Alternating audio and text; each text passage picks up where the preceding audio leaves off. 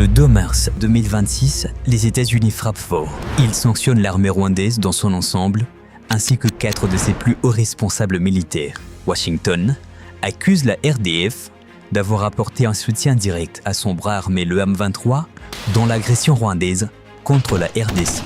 Ces sanctions ciblent des personnes précises, mais aussi elles touchent toute la structure, de la planification stratégique aux opérations spéciales. Qui sont ces 4 généraux et pourquoi les États-Unis ont-ils décidé de les inscrire sur leur liste noire? Pour comprendre le choix américain, il faut regarder la chaîne de commandement de l'armée rwandaise. Au sommet, le régime de Kigali, puis le chef d'état-major général, le chef de l'armée de terre, les commandants de division et enfin les forces spéciales. Les 4 généraux sanctionnés se situent à ces différents niveaux.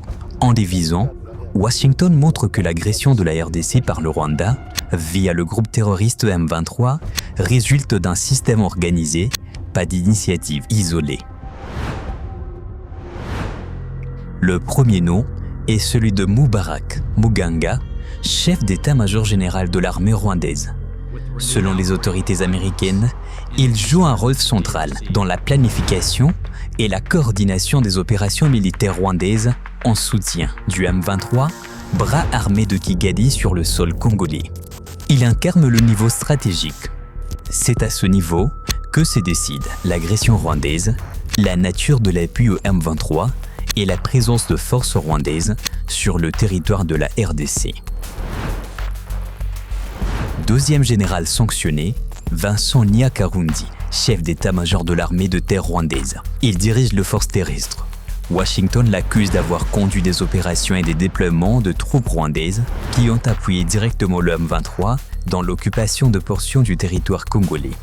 Il représente le niveau opérationnel, celui qui transforme la stratégie d'agression en plan concret, en mouvement de groupe, en soutien continu du M23, bras armé de Kigali. Troisième nom, Ruki Karusisi, major général et commandant de la 5e division d'infanterie de l'armée rwandaise. D'après les sanctions américaines, sa division a été engagée sur les terrains en appui au M23, participant à l'occupation des zones de la RDC et à la consolidation des positions du M23. Il incarne le niveau tactique, celui des unités qui mènent, concrètement sur les terrains congolais, l'agression rwandaise derrière la façade du M23. Le 4e général sanctionné est Stanislas Gashugi, commandant de forces spéciales rwandaises.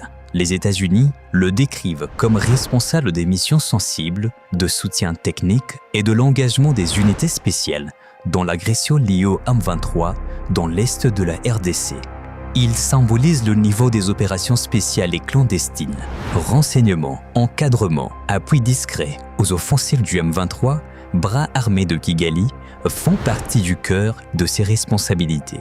En ciblant ces échelons, les États-Unis frappent la colonne vertébrale militaire de l'agression rwandaise en RDC. Mais le message va plus loin. C'est aussi toute l'armée rwandaise, en tant qu'institution, qui est sanctionnée pour son rôle dans le soutien au M23.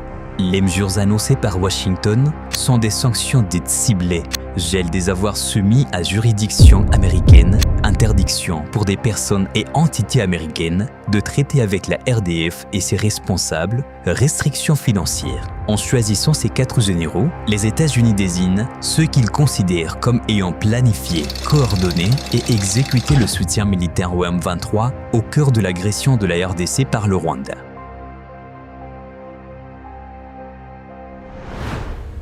Le message est clair. Cette agression a des visages, des noms et une chaîne de commandement et chacun devra en assumer le coût. Pendant des années, la RDC a dénoncé le rôle du régime de Kigali et de son bras armé, le M23, dans l'occupation de son territoire, le déplacement des millions de civils et le pillage de ses ressources. Un rapport d'experts de l'ONU plaidoyait au Conseil de sécurité.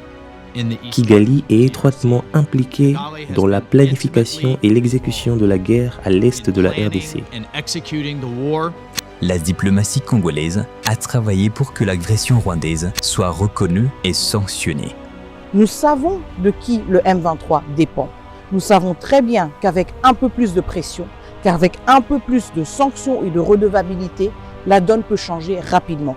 Les sanctions américaines contre l'armée rwandaise et ses 4 généraux marquent une étape décisive. Pour la première fois, un partenaire majeur fait payer un prix concret. Pour Kinshasa, c'est une victoire diplomatique importante, même si le chemin vers la paix et la pleine souveraineté reste long et exigeant. Une chose est désormais acquise, l'agression de la RDC par le Rwanda n'est plus niée. Elle est nommée, documentée et désormais sanctionnée.